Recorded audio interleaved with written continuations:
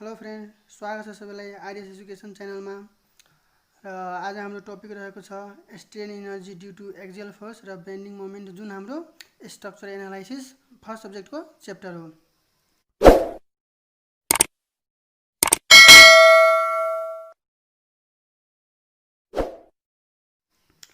अब हामी लागौँ स्ट्रेन एनर्जी। सबभन्दा पहिला स्ट्रेन एनर्जी भनेको के हो? स्ट्रेन एनर्जी भनेको जब एउटा इलास्टिक मेम्बरमा हामी कुनै एक्सटर्नल फोर्स लगाउँछौँ जसले गर्दा त्यो इलास्टिक मेम्बर हुन्छ डिफर्म हुन्छ र त्यो डिफर्म हुँदा त्यसमा एउटा एनर्जी स्टोर हुन्छ, जुन एनर्जीलाई हामी स्ट्रेन एनर्जी भन्छौँ। यसलाई लेख्नु पर्दा when external load is applied to the elastic member it get deformed and the energy is stored which is called strain energy। त्यो डिफर्म भएको बेलाको जुन एनर्जी स्टोर भएको हुन्छ नि त्यसलाई नि स्ट्रेन एनर्जी भन्छ। अब स्ट्रेन एनर्जी हामीले युले डिनोट गर्छौँ अनि equal to average load into deformation. यसमा सडन लोड पनि हुनसक्छ। अब हामीलाई तीनवटा कुरामा जान्नुपर्ने हुन्छ यसको लागि। Have know that as below. Elastic material भनेको कस्तो मेटेरियल हो? जुन मेटेरियललाई फोर्स लगाउँदा अथवा एक्सटर्नल लोड लगाउँदा त्यो आफ्नो सेपलाई चेन्ज गरेर डिफर्म हुन्छ र जब एक्सटर्नल फोर्सलाई रिमुभ गर्छ नि त्यति बेला त्यो आफ्नो ओरिजिनल फर्ममा आइहाल्छ। अर्को स्ट्रेन भनेको के हो? स्ट्रेन भनेको change in shape and size by original shape and size हुन्छ। यहाँ change in length by original length हो। इनर्जी भनेको के हो? अर्को के रहेछ हाम्रो इनर्जी भनेको क्यापेसिटी टु डु वर्क। हामीलाई काम गर्नको लागि केही जुन पावर चाहिएको हुन्छ त्यसलाई इनर्जी भनिन्छ। अब हामी लागौँ strain energy due to axial load. Strain energy store is equal to external work done हुन्छ। जहाँ स्ट्रेन एनर्जी स्टोर भनेको डब्लुआई अथवा डब्ल्यू भनेको एक्सटर्नल लोड हो। 0 प्लस p/2 किन गरेको हो भन्दाखेरि यो फिगरमा हेर्दा हामीले जहिले पनि यहाँ ग्रेजुअल फोर्स लाउँछौँ, ग्रेजुअल लोड लाउँछौँ। ग्रेजुअल लोड भनेको के हो? पहिला 0 लाउने, त्यसपछि अलि बढाउने अनि बढाउँदै जाने अनि लास्टमा जुन फोर्स लाउँछ नि त्यसलाई ग्रेजुअल फोर्स भनिन्छ। जब कुनै सडन फोर्स लाग्छ, सडन लोड लाग्छ, त्यो भनेको त्यो पावर एकैचोटि लाग्छ। त्यतातिर हामी नजाऊँ, हामी यसले ग्रेजुअल लोडतिर नि काम गरौँ। अनि यहाँ सुरुको इनिसियल फेज हो। अनि जब त्यसमा लोड लगाइसकेपछि त्यसको ओरिजिनल सेपलाई चेन्ज गरेर डिफर्म भएर डेल लेन्थ चाहिँ डिफर्म भएर यस्तो सेप आएको छ। अब यतातिर हेरौँ, ग्रेजुअल फोर्सलाई सुरुको फोर्स प्लस त्यसपछिको जुन लास्टको हुन्छ नि हामीले जुन अन्त्यसम्म जुन फोर्स लगाएको हुन्छौँ त्यसलाई 2 डिभाइड गर्ने, त्यसको मिन निकाल्ने। 0 प्लस p/2 इन्टु डेल, त्यो चेन्ज इन लेन्थ हो। यहाँ जहिले पनि लोड भनेको प्राय ग्रेजुअल लोड नै लागेको हुन्छ। यो फिगरको केसमा हामीले हेर्नुपर्ने के हो भन्दाखेरि यसलाई हामी तलतिर फोर्स लगाएको छौँ, त्यसले गर्दा यो के हुन्छ? डिफर्म हुन्छ। अनि हामीलाई यहाँ टेन्साइल स्ट्रेन आउँछ भनेको टेन्सन, यसमा टेन्सन भइरहेछ नि त तलतिर, त्यही भएर टेन्सन फोर्स आउँछ, टेन्साइल स्ट्रेन आउँछ। अनि टेन्साइल स्ट्रेन भनेको F/E, जहाँ F भनेको एक्सियल स्ट्रेस हो अनि जुन जसको फर्मुला हुन्छ P/A equal to force per unit area, अनि E भनेको मोडुलस अफ इलास्टिसिटी हो। अनि त्यसलाई यो P/A लाई त्यो फर्मुलामा राख्दा F इक्वल टु P/A राख्दा P/AE हुन जान्छ। अब यो फिगरमा हेरौँ। फिगरमा के हो? स्ट्रेन E इक्वल टु यहाँ हामी पढेका छौँ change in length by original length. जस्तै यहाँ चेन्ज इन लेन्थ भनेको के हो? डेल हो। अनि ओरिजिनल लेन्थ भनेको एल हो। यहाँ डेल बाई एल।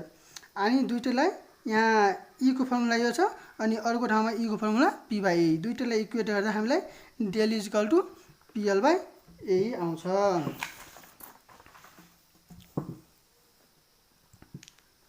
अब हेरौँ, हामी स्ट्रेन एनर्जी हामीले युले पनि डिनोट गर्छौँ र डब्लुआईले पनि डिनोट गर्छौँ। स्ट्रेन एनर्जी हाम्रो आएको थियो PL/AE। यहाँ एक्सटर्नल वर्क डन हाम्रो कति आएको छ? एक्सटर्नल वर्क डन भनेको half into P into del, जुन हामी अघि निकालेको छौँ। यहाँ छ 1/2 p del हाम्रो आएको छ 1/2 p del।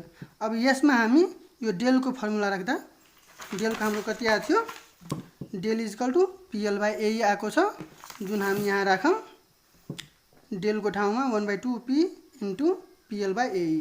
तो यहाँ strain energy equal to half p² L/AE आउँछ। यहाँ अब strain energy stored per unit volume निकाल्नु। यो निकाल्नको लागि हामीलाई जुन स्ट्रेन इनर्जी हामीले क्याल्कुलेट गरेछौँ त्यसमा भोल्युमले डिभाइड गर्नुपर्ने हुन्छ। यहाँ हो strain energy by volume, strain energy by भोल्युमको एरिया इन्टु लेन्थ हुन्छ। यहाँ जुन फिगरमा छ यसको भोल्युम निकाल्नु पर्दा हामीले यो यसको एरिया यो ए हो र लेन्थ त्यो हो, एरिया इन्टु लेन्थ गर्दा यसको भोल्युम आउँछ। अनि एरिया इन्टु लेन्थ गरेको अब हाम्रो स्ट्रेन इनर्जी कति निकालेको भन्दाखेरि हाफ p² L/AE, यहाँ p² L/2AE बाई यहाँ AL ले डिभाइड गर्नुपर्छ। AL इक्वल टु p² यो सबलाई क्याल्कुलेट गर्दा हाम्रो आउँछ p² 2a²E। अब यता हेरौँ हामी p²/a को होल स्क्वायर इन्टु 1/2e यसलाई हामी यो फर्ममा लेख्न सक्छौँ। इक्वल टु यहाँ हाम्रो f इक्वल टु के थियो पहिला पनि हामी लेखेको थियौँ, f इक्वल टु p/a, त्यही भएर यहाँ p/a को ठाउँमा f पुट गरौँ, f² 2e आउँछ।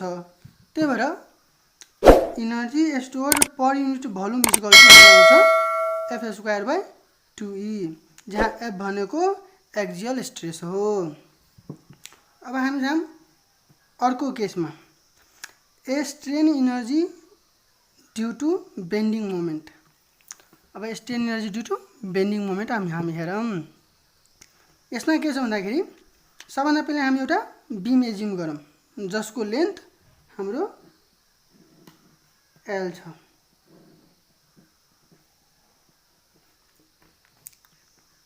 आयो यसमा सबभन्दा पहिला हामी यहाँको एउटा सानो मेम्बर लियौँ, स्मल मेम्बर जसको लेन्थ dx छ, एरिया dA छ र त्यो मेम्बर भनेको न्युट्रल एक्सिसदेखि y डिस्टेन्स माथि छ। हामी यसमा यो सेगिङ मोमेन्ट लगाइरहेछौँ, यसरी सेगिङ मोमेन्ट हो यो।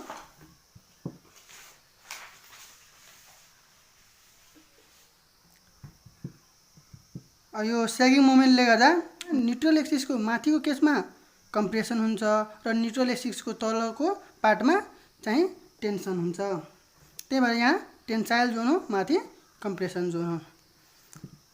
यो जुन हामी सानो मेम्बर लिइरहेछौँ त्यो भनेको कम्प्रेसन जोनको हो। त्यो सानो जोनलाई हामी डिटेलमा हेर्नुपर्दा यो सिलिन्ड्रिकल सेप हो जसको एरिया dA, लेन्थ भनेको dx हो, यो भयो न्युट्रल एक्सिस, यो y डिस्टेन्समा छ। यहाँ भनेको सेगिङ मोमेन्ट हुन्छ। सेगिङ मोमेन्टको यो साइड भनेको टेन्सन पार्ट हो भन्दाखेरि यो साइड भनेको कम्प्रेसन पार्ट हुन्छ। यहाँ compressive force occur due to sagging moment यही कुरा हो। एज वी नो दैट हामीलाई बेन्डिङ इक्वेसन थाहा छ। बेन्डिङ इक्वेसन के हो भन्दाखेरि m/I equal to f/y equal to E/r, जहाँ m भनेको एप्लाइड मोमेन्ट हो, I भनेको moment of inertia of beam about neutral axis हो, f भनेको बेन्डिङ स्ट्रेस हो, y भनेको distance of elemental layer from neutral axis हो, E भनेको मोडुलस अफ इलास्टिसिटी हो, r भनेको रेडियस अफ कर्वेचर हो।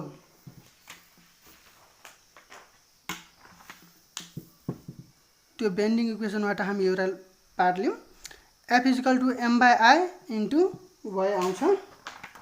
जस्ट हामी यति पार्ट मात्र लिँदा यहाँ f equal to m/I into y आउँछ। अब यहाँ हेरौँ energy stored by elemental cylinder, मात्र त्यो जुन सानो हामी एउटा सिलिन्डर लिएछौँ नि यो सिलिन्डरको लागि मात्र यतिको लागि मात्र हामी जुन इनर्जी स्टोर्ड भएको छ नि त्यसको लागि हामी क्याल्कुलेसन गरिरहेछौँ। त्यसको क्याल्कुलेसन कसरी गरिन्छ भन्दाखेरि sum of energy stored per unit volume जुन हामी पहिला निकालेछौँ into volume of elemental cylindrical. अब sum of energy stored per unit volume हामी निकालेछौँ जुन छ हाम्रो यहाँ छ निकालेको energy stored per unit volume भनेको F²/2E छ। अनि यहाँ हामी अब sum of energy stored per unit volume भनेको इनर्जी स्टोर्ड पर युनिट भनेको F²/2E into volume of elemental cylindrical. Volume निकाल्नको लागि एरिया र लेन्थले मल्टिप्लाई गर्नुपर्ने हुन्छ। त्यसको लागि हाम्रो सानो केसको लेन्थ छ dx अनि एरिया छ dA। So dA into dx आयो। हामीलाई यहाँ अब F²/2E F हामी निकालिसकेका छौँ m/i इन्टु y। त्यसलाई हामी यहाँ पुट गरौँ my/i को होल स्क्वायर/2E इन्टु dA dx। यहाँ अब यसलाई सिम्पली चाहिँ सोल्भ गर्दा यति आउँछ। त्यसपछि energy store due to dx length of the beam. Just यति पार्टको लागि मात्र कति एनर्जी स्टोर हुन्छ त्यो क्याल्कुलेट गर्नुपर्दा sum of the energy stored by each element between 1 and 2 section सबैलाई सम गरिदिउँ। सबैलाई सम गर्नुपर्दा हामीलाई आउँछ यहाँ sum m²/2ei² into dA dx into y², जसमा भेरिएबल भनेको एउटा dA र y² हो। सबैलाई बाहिर निकालौँ अनि dA इन्टु y²। यहाँ where mathematically summation dA dot y² is equal to second moment of inertia of beam about neutral axis हुन्छ, जसलाई हामी I भन्छौँ। अनि यसलाई यो केसलाई हामी I लेख्न सक्छौँ। यहाँ आयो energy stored by dx length is equal to m²/2ei² into dx into I। Just यसलाई I ले मात्र सब्स्टिट्युट गरेको हो। अनि यसलाई चाहिँ नर्मल फर्ममा लेख्दा m²/2ei इन्टु dx आउँछ। अब यो त जस्ट एउटा यो सानो जस्ट यो पार्टको लागि मात्र भएको छ, जसको लेन्थ dx र एरिया dA छ अनि न्युट्रल एक्सिसबाट y पार्ट डिस्टेन्समा छ। अब हामीलाई यो होलको निकाल्नु पर्दा जब यो होल बीमको हामी निकाल्छौँ नि, होल बीमको निकाल्न लागि हामीलाई total energy stored by the whole beam length L just यो पार्टलाई 0 टु L सम्म इन्टिग्रेट गरिदिँदा चाहिँ होल बीम सेक्सनको आइहाल्छ, जसलाई लेख्नु पर्दा equal to 0 to L m²/2ei into dx। अब यसलाई इन्टिग्रेसन गरेपछि सोल्भ गरेपछि हाम्रो आउनु भनेको m²L/2ei हुन्छ। हाम्रो यो फर्मुला हो। अब हामी लागौँ इक्जाम्पलतिर, जुन इक्जाम्पल हेरेपछि कन्फ्युजन चाहिँ क्लियर हुन जान्छ। फर इक्जाम्पल मानौ एउटा क्यान्टिलिभर बीम छ जसको राइट साइडमा P फोर्स लागेको छ। अब यसमा हामी जस्ट यो P फोर्स जति लागेको छ नि त्यसको x डिस्टेन्समा एउटा मोमेन्ट निकालौँ। जुन मोमेन्ट निकाल्दा bending moment mx is equal to -p into x। यो माइनस किन भयो भने साइन कन्भेन्सनको लागि हामी क्लकवाइजलाई माइनस लिएको छौँ, त्यही भएर यो माइनस भयो। अब हामीसँग फर्मुला छ strain energy U is equal to summation, जुन हामीसँग यो छ फर्मुला यो केसको यो छ, त्यही फर्मुला यहाँ युज गरौँ। इन्टिग्रेसन m²/2ei इन्टु dx हामीले 0 टु L सम्म गर्दा यो होल पार्टको आइहाल्छ -px को whole square equal to integration 0 to L p²x²/2ei dx हुन्छ। अब कन्स्टेन्टलाई बाहिर निकालौँ र यो x र dx पार्ट मात्रै भित्र रहन्छ, जसलाई इन्टिग्रेट गर्दा यो एक्स स्क्वायर हो भने X cube by 3 0 to l हुन्छ equal to P square L cube by 6 EI हुन्छ। अनि अब त्यसै पार्टको यो भयो स्ट्रेन एनर्जी। अब एक्सटर्नल वर्क डन निकालौँ। हामीसँग एक्सटर्नल वर्क डनको फर्मुला छ half P into del, P भनेको फोर्स हो यहाँ। अब यो दुईटैलाई यो पार्टलाई र यो पार्टलाई इक्वेट गरौँ, किनभने एक्सटर्नल वर्क डन नै स्ट्रेन एनर्जी हो। अब क्याल्कुलेट गर्नुपर्दा दुईटैलाई इक्वेट गर्नुपर्दा डेललाई चाहिँ डेलको लागि क्याल्कुलेट गर्नुपर्दा पिएल क्युब बाई 3 EI हुन्छ। साथीहरू यो एकदमै इम्पोर्टेन्ट फर्मुला हो इक्जाम बेसको लागि, यो जति बेला नि याद राख्नुपर्छ। अनि यो याद राख्दा यस्तो जुनसुकै पनि क्यान्टिलिभरमा यहाँ फोर्स दिएको छ कति डिस्टेन्समा निकाल्नुपर्छ भने यो फर्मुला लगाएर चाहिँ डाइरेक्टली निकाल्न सकिन्छ। अब लागौ साथीहरू अर्को इक्जाम्पलमा। अर्को इक्जाम्पलको लागि हाम्रो छ सिम्पल सपोर्टेड बिम, जस्ट बिचमा एउटा फोर्स पी लागेको छ अनि यसको टोटल लेन्थ एल छ अनि l/2 यताबाट अनि l/2 यताबाट लाग्छ। जसलाई नर्मली हेराउनु पर्दा यसमा यो सपोर्टमा p/2 फोर्स लाग्छ, यो सपोर्टमा p/2 फोर्स लाग्छ। अनि अब हामी कुनै एक साइडबाट जाऊँ। मानौ यहाँदेखि x डिस्टेन्समा एउटा मोमेन्ट निकालौँ, mx = p/2 * x हुन्छ। अब strain energy stored by beam हुन्छ भने यो बीममा टोटल स्ट्रेन एनर्जी निकाल्नको लागि यहाँबाट जाँदा यता बराबर हुन्छ र यता बराबर हुन्छ। डाइरेक्ट 0 to l गर्छ भने हामी त्यो गल्ती हुन जान्छ, त्यो रङ हुन जान्छ। त्यही भएर हामी कुनै एक साइडबाट गरौँ र 2 ले मल्टिप्लाई गरिदिउँ। जस्तै 2 * strain energy stored by half beam, यहाँ 2 * अब यसको लिमिट कहाँसम्म हुन्छ भने यसको हाफसम्म हुन्छ, यहाँदेखि यहाँसम्म दिउँ अथवा यहाँदेखि यहाँसम्म हुन्छ भने 0 देखि l/2 0 to l/2। हामी मोमेन्ट निकाल्छौँ p/2 * x, p/2 * x को whole square by 2EI * dx। अब यसलाई नर्मल लेख्नु पर्दा 2 * 0 to l/2 p² x/4 * dx/2EI। अब यसलाई इन्टिग्रेसन गरौँ, कन्स्टेन्ट पार्टलाई बाहिर निकालौँ। यहाँ x² छ variable x³ by 3 * 0 to l/2 हुन्छ। अब यसलाई भ्यालु पुट गर्दाखेरि p² l³ बाई 96 EI आउँछ। यसमा अब एक्सटर्नल वर्क डन निकालौँ। एक्सटर्नल वर्क डन हामी WE ले डिनोट गर्छौँ equal to half into P into del हुन्छ।